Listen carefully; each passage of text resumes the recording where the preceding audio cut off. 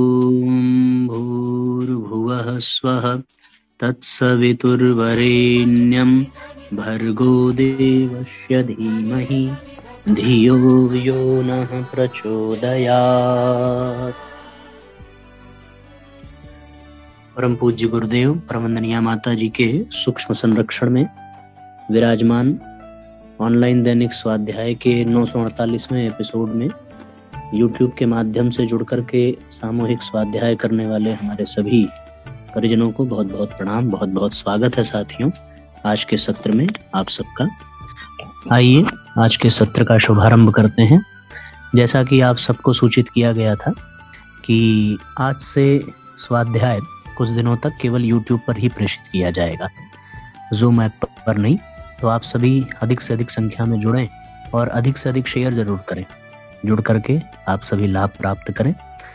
आइए आज के सत्र को ले चलते हैं। आज का जो अध्याय है वो है देव दानव या मानव कुछ भी बना जा सकता है, अति मानव ही दान। मनुष्य के रूप में जन्म लेने पर पाशविक प्रवृत्तियां अपनाना किसी रूप में भी श्रेयस्कर नहीं है, किंतु मानवीय इतिहास में ऐसे व्यक्तियों की कमी नहीं है जिन्होंने अपने उद्धत अहंकार का प्रदर्शन करने के लिए, स्वयं को अति मानव सिद्ध करने के लिए उद्देश्य से घोरतम दुष्कृत्य किए हैं। इसी दंभ के वशीभूत रावण ने न केवल सैकड़ों युद्ध लड़े, लाखों लोगों को उजाड़ा, अपितु अपने संपूर्ण कुटुंब का भी सर्वनाश करा दिया। कंस ने अपनी इस सनक के कारण उस समय के सभी दूध पीते बच्चों को नृशंस वध कराया, तो दुर्योधन के इस अभिमान ने 18 अक्षौहिणी सेना को काल के मुख में धकेल दिया। अतिमानव बनने के चक्कर में उसने अपना भी सत्यानाश किया और इतिहास वेत्ताओं के अनुसार इस युद्ध में विश्व के महानतम सेनानी, वैज्ञानिक, चिकित्सक, कलाकार मारे गए। पीछे जो भ्रष्टाचार फैला वो आज तक भी नहीं सिमट पा रहा। मुसोलिनी, चंगेज खां, हिटलर, नादिर शाह, ये सभी अतिमानव के ही दुर्बुद्धिजात भाई भतीजे थे जिन्होंने अपने दुष्कृत्यों के प्रतिफल आप तो भोगे ही, साथ ही संसार को कुरूप कुत्सित बनाने वाली अव्यवस्थाएं भी फैलाई। इसके लिए उनकी घोर निंदा हुई, प्रशंसा नहीं। ये अहंकार आदमी को कितना उद्धत बना देता है, इसका प्रमाण पुरातत्ववेत्ताओं द्वारा खोजी गई कल्ला मीनारों से मिलता है। मध्यकालीन युद्धों के अरबी इतिहास ग्रंथ के प्रथम अध्याय में बैरम खां द्वारा बनाई गई कल्ला मीनार का उल्लेख है। इस स्थान का नाम सरमंजिल रखा गया था। सिकंदर शाह सूरी के साथ लड़ने में जितने सिर कटे थे या सैनिक मरे थे, उन्हें बटोर कर उन्हें ईंट पत्थरों की जगह काम में लाया गया था और यहाँ ऊंची मीनार खड़ी की गई थी। मुगल बादशाहों ने और भी कितनी ही ऐसी कल्ला मीनारें युद्ध विजय के दर्प प्रदर्शन के लिए बनवाई थी। कल्ला फारसी में सिर को कहते हैं। अतिमानव नहीं, महामानव बने। अपने इन कुकर्मों के कारण से कोई भी अतिमानव तो नहीं बन पाया। हाँ, आसुरी कुटुंब की ही जनसंख्या इनने बढ़ाई। अतिमानव बनने के लिए दुष्कृत्य नहीं, मानवीय संवेदना का कभी न चुकने वाला विपुल भावना प्रवाह अपेक्षित है। जर्मनी तथा अन्य यूरोपीय देशों में भी सुपरमैन शब्द आता है, पर ये ऐसे उद्धत अहंकारी लोगों के लिए नहीं, अपितु उन महामानवों के लिए जिन्होंने मानव जीवन के उत्थान के लिए कार्य किया। गेटे, शोपनहावर, हाइन, वेगनर, बिस्मार्क आदि मानवतावादी महापुरुषों के लिए यह शब्द प्रयुक्त हुआ है। नीत्शे ने इस शब्द का उपयोग और भी निश्चित संदर्भ में किया। इस महान दार्शनिक ने अपनी प्रख्यात पुस्तक जरथुस्त्र उवाच, 10 स्पोक जरथुस्त्र तथा भले बुरे से परे, बियॉन्ड गुड एंड इविल में इस सुपरमैन शब्द का न केवल प्रयोग किया अपितु उसकी व्याख्या इन शब्दों में की है। वह विश्व व्यवस्था की सूक्ष्म प्रक्रिया को समझता है, संकल्प को कार्य में परिणत कर सकता है, इष्ट कार्य का हृदय से नेतृत्व करता है, क्रोध को सदा वशवर्ती रखता है, नारी के वश में नहीं होता, दुष्टों के दलन में समर्थ होता और दुष्प्रवृत्तियों को उखाड़ फेंकता है। हमें इसी कोटि के महापुरुषों का अनुगमन करना और उनके कार्यों में सहायक होना चाहिए। बहुत ही सरल और सहज बातें हैं साथियों। आप देख रहे हैं यहाँ पर विदेशी जो लेखक हैं वे भी किस प्रकार महामानवों की व्याख्या कर रहे हैं। अतिमानव का तात्पर्य ये नहीं कि हम किसी के लिए समस्या का कारण बने, बल्कि बड़ी से बड़ी समस्या का समाधान करने वाला ही अतिमानव और महामानव कहलाता है। स्वर्ग प्राप्ति की इच्छा हो तो ऊंचे उठें। मनुष्यता भूलोक की वस्तु है। इस धरती के श्रेष्ठ नागरिक बनकर मानवीय कर्तव्यों को पूरा करते हुए हम भूलोकवासी मानव प्राणी कहला सकने का गर्व और गौरव अनुभव कर सकते हैं। इससे ऊंचे में जाने की इच्छा हो, स्वर्ग के पाने और रहने की इच्छा हो, तो हमें ऊंचा उठना होगा। कर्तव्यनिष्ठ नागरिक मात्र रहने भर से संतुष्ट न होकर करुणा और ममता का विकास करना होगा। पुण्य और परमार्थ अपनाना होगा। अपना चरित्र उस मार्गदर्शक स्तंभ के रूप में विनिर्मित करना होगा जिसके प्रकाश में अगणित लोग सतपथ पर चलने की प्रेरणा प्राप्त कर सकें। आत्मनिर्माण मानवीय कर्तव्य है, पर देव भूमिका की प्राप्ति आत्म विकास से ही संभव है। अपनी अहंता जब संकीर्णता के बंधन तोड़ती हुई विशाल व्यापक बनती है, तब समझना चाहिए कि हम देव बन रहे हैं। स्वर्ग ऊपर है ऐसा कहा गया है, वहां पहुंचने के लिए ऊंचा उठना ही पड़ेगा। चरित्र, दृष्टिकोण और कर्म तीनों को ऊंचा उठाते हुए कोई भी व्यक्ति स्वर्ग के राज्य में सरलता पूर्वक प्रवेश कर सकता है। नरक में जाने की इच्छा हो तो वह भी पूर्णतया अपने हाथ की बात है। नरक नीचे है, उसे अधः पतन कहते हैं। पतित जीवन जीने वाले, पतित दृष्टिकोण अपनाने वाले और पतित कर्म करने वाले अपने समग्र अधः पतन के कारण सहज ही नरक तक पहुंच सकते हैं। नीति और सदाचरण की मर्यादाओं का उल्लंघन, कर्तव्य धर्म की उपेक्षा, दूसरे के प्रति निष्ठुरता और दुष्टता का व्यवहार, इंद्रियों का स्वेच्छाचार, मन की कुटिलता जिसने अपना ली, उसे नरक तक पहुंचने में कोई रुकावट नहीं रहती। वह फिसलता हुआ उस स्थान तक पहुंचने और चिरकाल तक रहने में सफल हो सकता है जिसे नरक कहा जाता है, और जहां की असंख्य यंत्रणाओं का विभत्स वर्णन किया जा सकता है। देव, दानव, मानव तीनों वर्ग मनुष्य जाति में, मनुष्य, देव और असुर ये तीनों वर्ग माने गए हैं। यूं वर्णनकर्ताओं ने इनकी आकृति का भी अंतर किया है, पर वह अलंकारिक है। यह तीनों ही वर्ग मनुष्य जाति में ही होते हैं। वस्तुतः आकृति में नहीं, प्रकृति में अंतर होता है। देवता सुंदर होते हैं, स्वर्ग में रहते हैं, वरदान देते हैं और सत्कर्म देखकर प्रसन्न होते हैं। स्वयं सुखी रहते हैं, देखने में सुंदर, स्पर्श में सुकुमार, सदा तरुण और अमर, अमृतपायी होते हैं। कल्प वृक्ष के समीप रहने के कारण उनकी कोई कामना अपूर्ण नहीं रहती। असुरों का कलंकित मुख होता है, दांत बड़े बड़े खा जाने की लोभ लिप्सा के प्रतीक, सिर पर सींग हर किसी को त्रास देने, कष्ट पहुंचाने, गिराने की दुष्प्रवृत्ति का परिचय देते हैं। लाल नेत्र अहंता, ईर्ष्या और आवेश के प्रतीक। ये असुर न चैन से बैठते हैं और न बैठने देते हैं। भयावह ही उनकी आकृति होती है और भयंकर ही प्रकृति। मनुष्य इन दोनों का मध्यवर्ती है। उपकार न बन पड़े तो न सही, पर कम से कम किसी का अपकार नहीं करता। अनुकरणीय और अभिवंदनीय न बन सके, पर घृणित बनकर नहीं जीता। कर्तव्यनिष्ठ, सदाचार, स्वाभिमानी और संयत जीवन जीता है मनुष्य। मनुष्य भूलोक में रहते हैं, देवता स्वर्ग में और असुर नरक में रहते हैं। ये तीनों ही स्थितियां हम स्वेच्छा पूर्वक वर्ण करते हैं और उसी स्तर के बनकर रहते हैं। मानवीय मन में अंतर्द्वंद। एक और ईश्वर अपनी भुजाएं पसारे गोदी में चढ़ाने का, छाती से लगाने का आह्वान करता है। दूसरी ओर लोभ और मोह के बंधन हाथों में हथकड़ी, पैरों में बेड़ी की तरह बंधे हैं। स्वार्थांधता की अहमता कमर में पड़े रस्सों की तरह जकड़े बैठी है। पीछे लौटें, जहां के तहां रुके रहें या आगे बढ़ें। ये तीन प्रश्न ऐसे हैं जो अपना समाधान आज ही चाहते हैं। अनिर्णित स्थिति का असमंजस जागृत आत्माओं के लिए क्रमशः असह्य ही बनता जाता है। वृक्ष बनने की महत्वाकांक्षा पूरी करने के लिए बीज को गलने का पुरुषार्थ दिखाना ही पड़ता है। जो बीज गलने में हानि और बचने में लाभ देखते रहे, उन्हें उनकी कृपणता, तुच्छता के गर्त में ही गिराए रहती है। वे प्रगति की किसी भी दिशा में रंच मात्र भी आगे बढ़ नहीं पाते। दोनों ही मार्ग हर विवेकशील के लिए आगे खुले पड़े हैं। एक प्रेय का, दूसरा श्रेय का। एक स्वार्थ का, दूसरा परमार्थ का। एक मूर्खता का, दूसरा दूरदर्शिता का। एक पतन का, दूसरा उत्थान का। इन दोनों में से एक का चयन करने की चुनौती हर जागृत आत्मा के सामने खुली पड़ी रहती है। दोनों ओर लाभ दिखते हैं और हानि भी। मन भ्रमता, भटकता रहता है। कभी एक को अपनाने की बात सोचता है, कभी दूसरे को। कभी एक को पकड़ता है, कभी दूसरे को। कभी एक को छोड़ता है, कभी दूसरे को।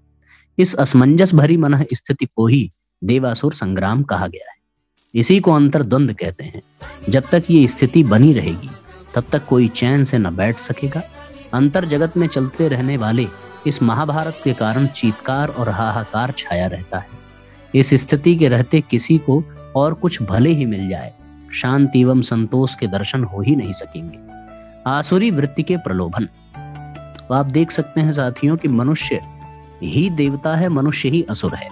जिन स्थितियों का वर्णन किया गया उनमें नारकीय स्थिति को स्वीकार करने वाला असुर बन जाता है और स्वर्गीय स्थिति को स्वीकार करने वाला, सद्गुणों को स्वीकार करने वाला देवता बन जाता है। आसुरी वृत्ति के प्रलोभन क्या है? दैत्य पक्ष का तर्क है कि प्रत्यक्ष तो उपभोग है, उसका लाभ और आनंद तत्काल मिलता है, अधिकांश व्यक्ति उसी मार्ग पर चल रहे हैं, साथ ही स्वजनों का परामर्श और प्रोत्साहन उसी के लिए है, फिर अपने को भी दूसरों की तरह इसी मार्ग पर क्यों नहीं चलते रहना चाहिए। इंद्रियां वासना पूर्ति के लिए लालायित रहती हैं और उपभोग के जितने अवसर मिलते हैं उतनी ही बार प्रसन्न होती हैं। आराम की, सुख साधनों की इच्छा शरीर को हर घड़ी रहती है, विनोद मनोरंजन में जी रमता है। इनके साधन इकट्ठे करने में लगे रहने का प्रतिफल सुविधाओं और उपभोग सामग्री की बहुलता के रूप में तत्काल मिलता है। फिर इन्हीं के लिए सोचते और करते रहने में क्या हर्ज है। साथ तो कुटुंबी ही रहते हैं, उनकी अनुकूलता और प्रसन्नता पाने के लिए उन्हें सुविधा साधन देना आवश्यक है।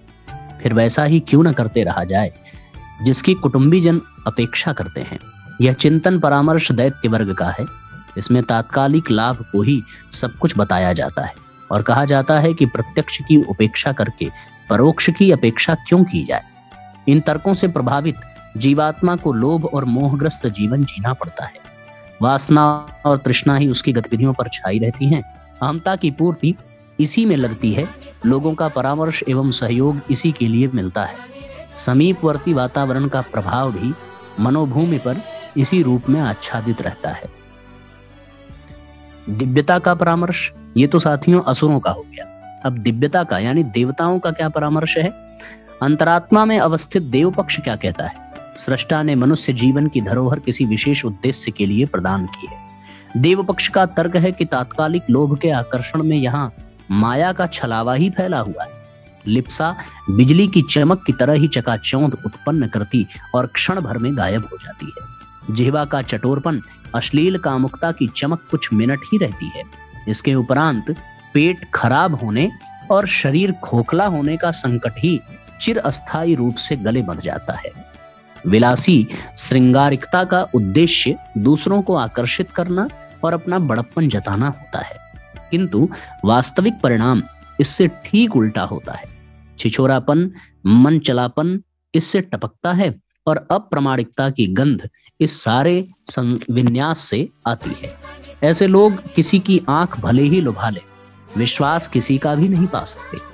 संबंधियों को अनावश्यक सुविधा साधन देते रहने से उनका स्वभाव, व्यक्तित्व और भविष्य बिगड़ता है। उनकी बड़ी बड़ी इच्छाएं पूरी होने में जब कमी पड़ती है तो तुरंत आंखें बदल जाती हैं। संचय का धन दूसरे विलसते हैं और अपने को उसके लिए कोल्हू के बैल जैसी मेहनत, प्राण सुखाने वाली चिंता और अनंत काल तक सहने वाली प्रताड़ना के अतिरिक्त और कुछ पल्ले नहीं पड़ता।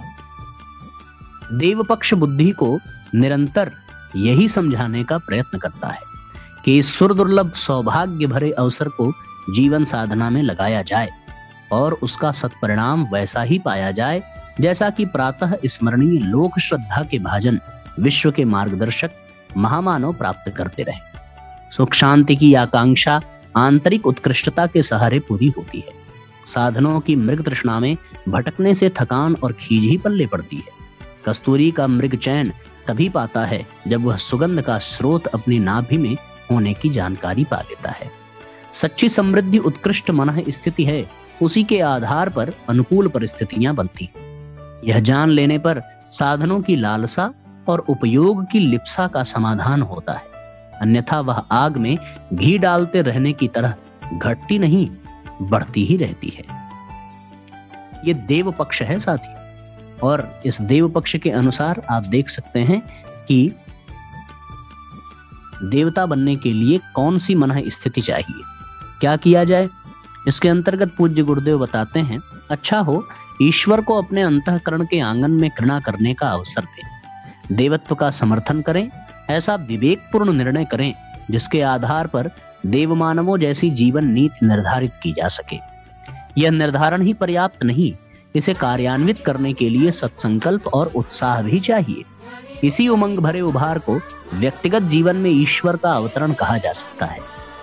औसत भारतीय स्तर का सादा निर्वाह परिवार को सुसंस्कारी और स्वावलंबी बना देने के उत्तरदायित्व यदि पर्याप्त माना जाए तो लोभ और मोह की फांसी से मुक्ति मिल सकती है।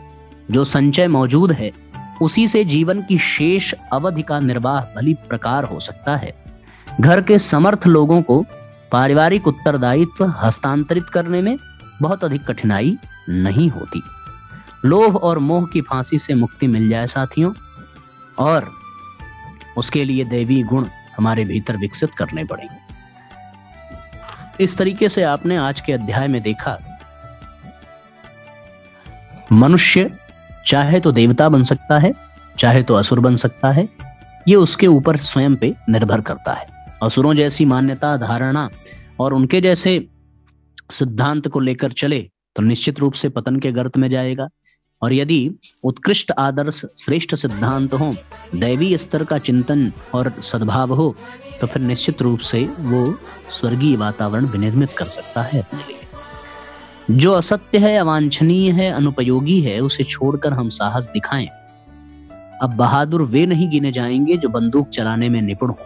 अब बहादुरी का मुकुट उनके सिर बंधेगा जो अपनी दुर्बलताओं से लड़ सकें और सत्य पथ पर एकाकी चल सकें। यही इस अध्याय का सार है। तो हम सब बहादुर बने और अपने भीतर की कुप्रवृत्तियों को जड़ से उखाड़ फेंकें और दैवीय तत्वों को धारण कर दैवीय वातावरण बनाएं और स्वयं इसी मनुष्य शरीर में देवत्व को प्राप्त करें। आइए इन्हीं भावनाओं के साथ आज के सत्र को विराम देते हैं। गायत्री मंत्र साथ साथ। ओम भूर्भुवः स्वः तत्सवितुर्वरेण्यं भर्गो देवस्य धीमहि धियो यो नः प्रचोदयात्। साथियों, शेयर करना बिल्कुल मत भूलिएगा ताकि सबको इस अध्याय का दिव्य लाभ मिल सके। सबको बहुत बहुत प्रणाम, बहुत बहुत धन्यवाद। सबको नमस्कार, शुभ रात्रि। कल हम सभी पुनः समय से स्वाध्याय में जुड़ेंगे।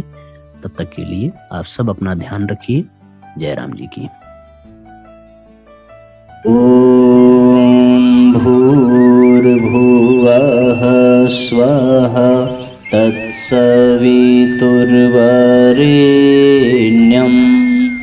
भर्गो देवस्य धीमहि धियो यो नः प्रचोदयात्। हम ईश्वर को सर्वव्यापी न्यायकारी मानकर उसके अनुशासन को अपने जीवन में उतारेंगे। शरीर को भगवान का मंदिर समझकर आत्मसंयम और नियमितता द्वारा आरोग्य की रक्षा करेंगे। मन को कुविचारों और दुर्भावनाओं से बचाए रखने के लिए स्वाध्याय एवं सत्संग की व्यवस्था रखे रहेंगे। इंद्रिय संयम, अर्थ संयम, समय संयम और विचार संयम का सतत अभ्यास करेंगे। अपने आप को समाज का एक अभिन्न अंग मानेंगे और सबके हित में अपना हित समझेंगे। मर्यादाओं को पालेंगे, वर्जनाओं से बचेंगे, नागरिक कर्तव्यों का पालन करेंगे और समाजनिष्ठ बने रहेंगे। समझदारी, ईमानदारी, जिम्मेदारी और बहादुरी को जीवन का एक अविच्छिन्न अंग मानेंगे। चारों ओर मधुरता, स्वच्छता, सादगी एवं सज्जनता का वातावरण उत्पन्न करेंगे। अनीति से प्राप्त सफलता की अपेक्षा नीति पर चलते हुए असफलता को शिरोधार्य करेंगे। मनुष्य के मूल्यांकन की कसौटी उसकी सफलताओं, योग्यताओं एवं विभूतियों को नहीं, उसके सद्विचारों और सत्कर्मों को मानेंगे। दूसरों के साथ वह व्यवहार नहीं करेंगे जो हमें अपने लिए पसंद नहीं। नर नारी परस्पर पवित्र दृष्टि रखेंगे। संसार में सत्प्रवृत्तियों के पूर्ण प्रसार के लिए अपने समय, प्रभाव, ज्ञान, पुरुषार्थ एवं धन का एक अंश नियमित रूप से लगाते रहेंगे। परंपराओं की तुलना में विवेक को महत्व देंगे। सज्जनों को संगठित करने, अनीति से लोहा लेने और नवसृजन की गतिविधियों में पूरी रुचि लेंगे। राष्ट्रीय एकता एवं समता के प्रति निष्ठावान रहेंगे। जाति, लिंग, भाषा, प्रांत, संप्रदाय आदि के कारण परस्पर कोई भेदभाव न बरतेंगे। मनुष्य अपने भाग्य का निर्माता आप है। इस विश्वास के आधार पर हमारी मान्यता है कि हम उत्कृष्ट बनेंगे और दूसरों को श्रेष्ठ बनाएंगे तो युग अवश्य बदलेगा। हम बदलेंगे, युग बदलेगा। हम सुधरेंगे, युग सुधरेगा। इस तथ्य पर हमारा परिपूर्ण विश्वास है।